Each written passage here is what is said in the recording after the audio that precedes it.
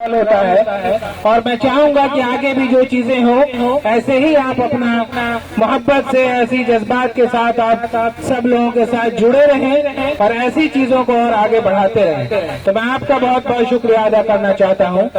और हमारे हॉस्पिटल की जहां तक बात है क्रिप्स हॉस्पिटल मधुबनी की, तो क्रिप्स हॉस्पिटल मधुबनी आप समझ लीजिए कि मिथिलांचल का आज भी एक बहुत बड़ा नाम है। और जब 10 साल पहले हमने स्टार्ट किया था इसको कंस्ट्रक्शन करना, तो 10 साल पहले जिस विजन से हम लोगों ने बनाया था आज भी उसका जोड़ा नहीं है।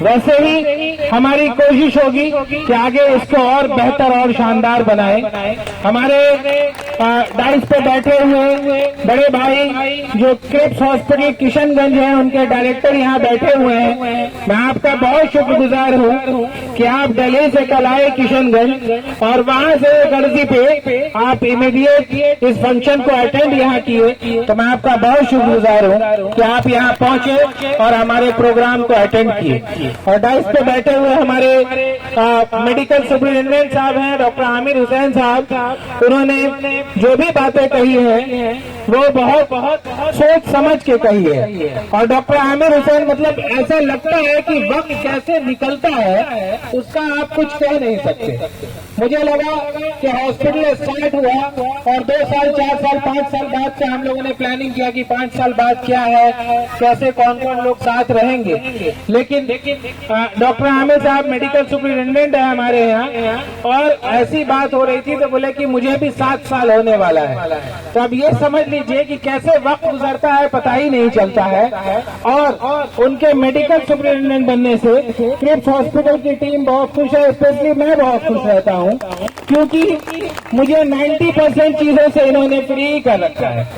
तो बस ये है कि आपने जिस सहयोग और सपोर्ट से हॉस्पिटल को चलाया है ऐसे ही आप आगे चलाते रहे। हमारी तरफ से बहुत शुभकामनाएं आपको है कि मेडिकल डॉक्टर के साथ साथ आप एक अच्छे मैनेजर से एक अच्छे एडमिनिस्ट्रेटर भी हैं। Thank you doctor Aamir Hussain साहब। वैसे ही हमारे मेडिकल डायरेक्टर हैं, इनका तो आप क्या ही कहेंगे कि जब हॉस्पिटल का हमारा इनॉग्रेशन नहीं है उनसे पहले डॉक्टर अबू अकरमा साहब यहाँ अवेलेबल है।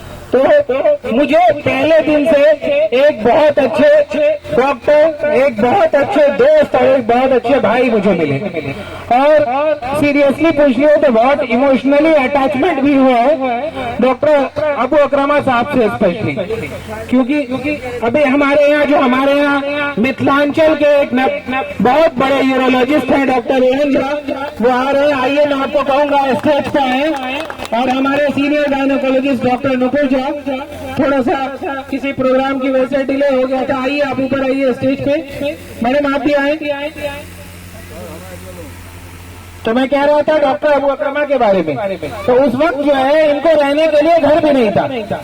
मैं अपने एम्प्लॉय को ये चीज इसलिए बताता हूँ कि एक डॉक्टर इंडिया की कैपिटल से चल के दिल्ली में काम करके और यहाँ आने के बाद उनका विजन और सैक्रिफाइस को आप छोटे लोग जो भी हैं, जो भी नर्सिंग स्टाफ है हमारे, जो भी हमारे मैनेजमेंट के लोग हैं और जो भी हॉस्पिटल से जुड़े हुए हैं, आप एक विजन को देखें कि उनके साथ साथ उन्होंने बहुत मतलब बारिश का मौसम था, चीजें थी, होटलों में रहा करते थे वो, क्योंकि उनके रहने के लिए